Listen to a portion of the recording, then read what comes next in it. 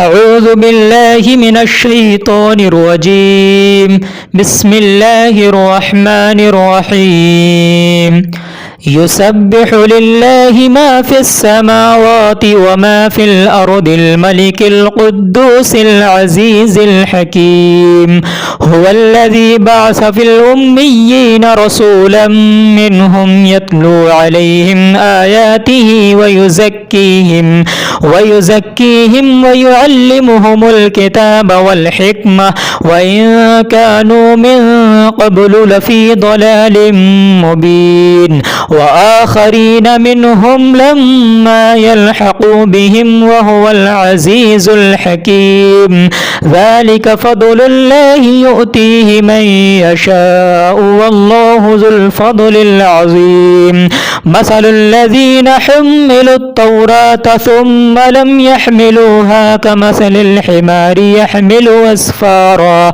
بئس مثل القوم الذين كذبوا بآيات الله والله لا يهدي القوم الظالمين. قل يا أيها الذين هادوا إن زعمتم أنكم أولياء لله من دون الناس فتمنوا الموت إن كنتم صادقين ولا يتمنونه أبدا بما قدمت أيديهم والله عليم بالظالمين. قل إن الموت الذي تفرون منه فإنه ملاقيكم ثم تردون إلى عالم الغيب والشهادة فينبئكم بما كنتم تعملون.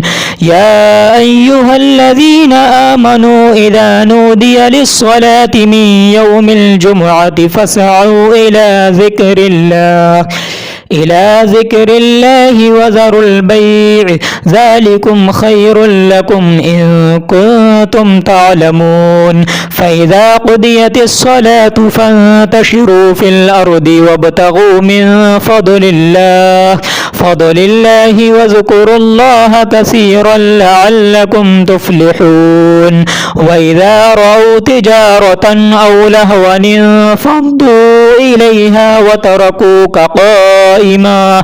قل ما عند الله خير من اللهو ومن التجارة والله خير الرازقين. صدق الله العظيم.